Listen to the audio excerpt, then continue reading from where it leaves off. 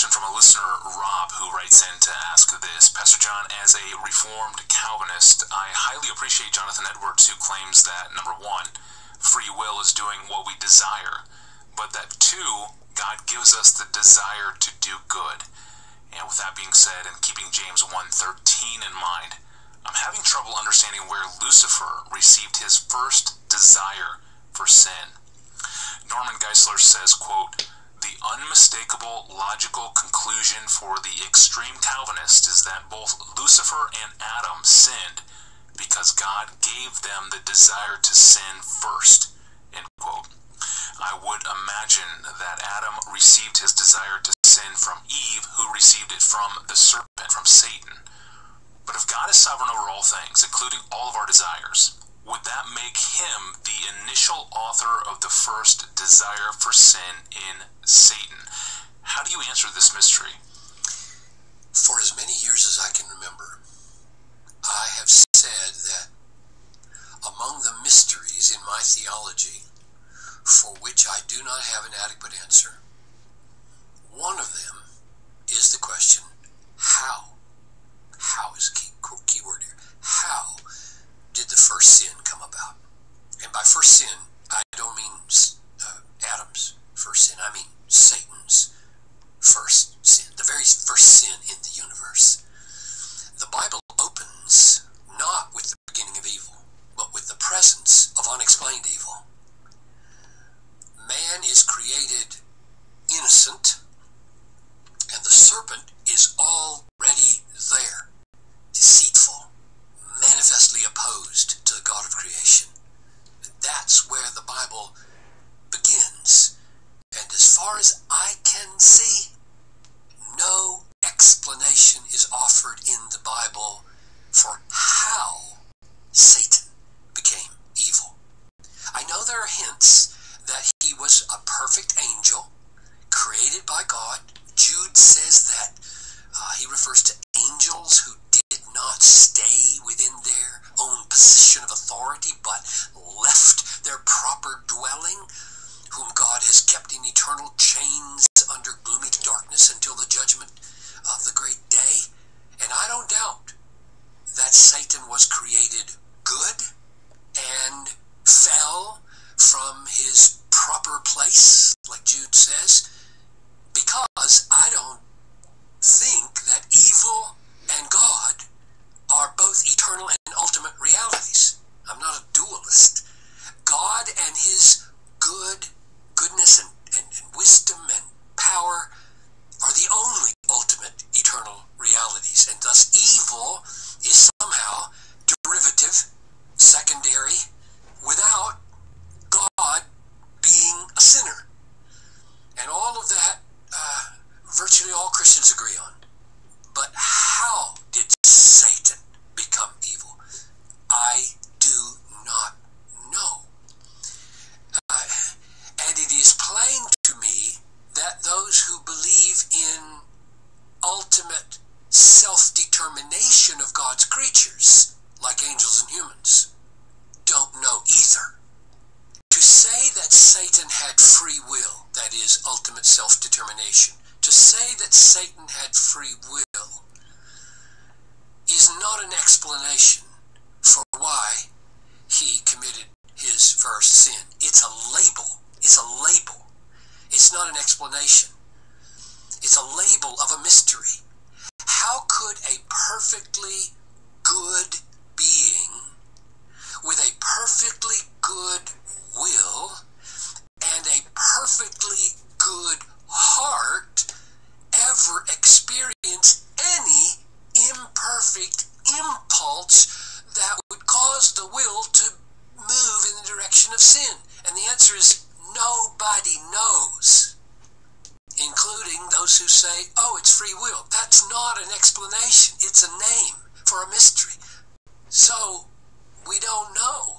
The Bible doesn't explain the how of it. So Rob quotes Norman Geisler, who says, the unmistakable logical conclusion for the extreme Calvinist, for both Lucifer and Adam, that they sinned is because God gave them the desire to sin. Now, I'm not sure whether I qualify for Geisler's extreme Calvinist, but I strongly suspect that I do. But just at this point, I am disagreeing with that description of me, and I am saying, no, I am not driven to say God gave Lucifer his first desire to sin. That is an oversimplification of virtually everybody's viewpoint. I do not know how Lucifer came to feel his first inclination to rebel against God. But here is what I do know.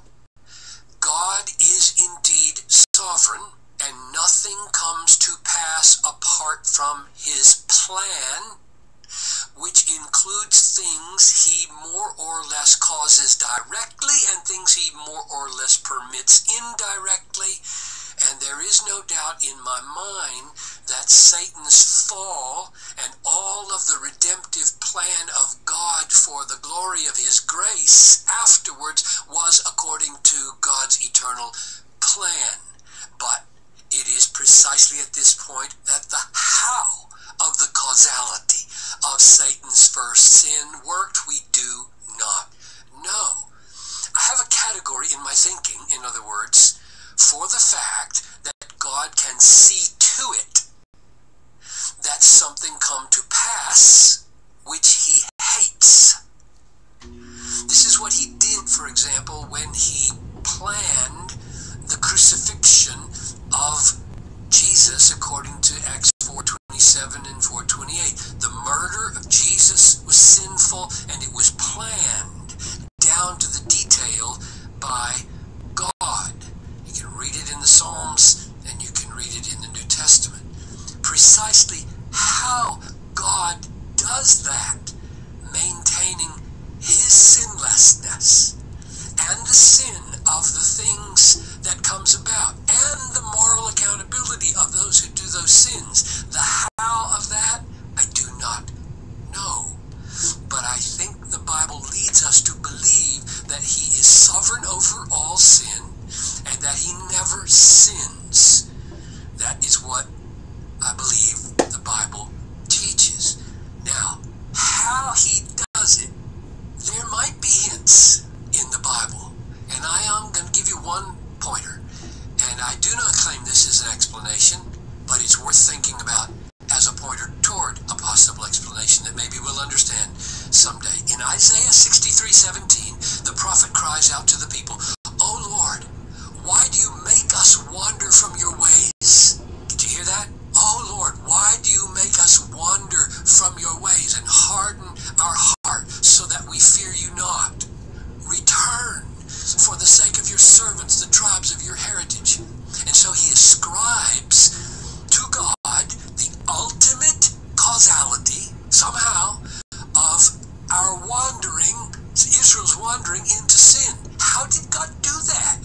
The second half of the verse says, "Return for the sake of your servants," suggesting, pointing that somehow God's absence did it. And then he says in Isaiah 64:7, this is what, 7 or 8 verses later, "There is no one here who calls upon your name, who rouses himself to take hold of you. For you have hidden your face from us, and have made us melt in the hand of our iniquities." And so again, it's the hiding of his face that explains the sin. And I'm not saying this is a foolproof explanation of sin, like somehow God cloaked his glory from Lucifer, and in the cloaking of his glory, somehow, still inexplicable to me, there rises a preference in Lucifer's heart for himself over God, who has cloaked his glory. I don't know how that happens, but this is a pointer that something like that might have been going on. I'm simply saying this is worth pondering, that God may be able to govern the presence and absence of sin, not by direct active agency, but by concealing himself. I think it was Edwards who said there's a difference between the way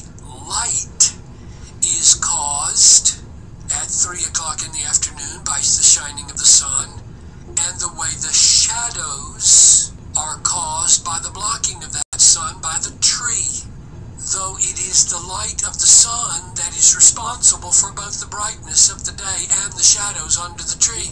But I end where I began. How the very first sin in the universe came about is a mystery to me. I do not know how.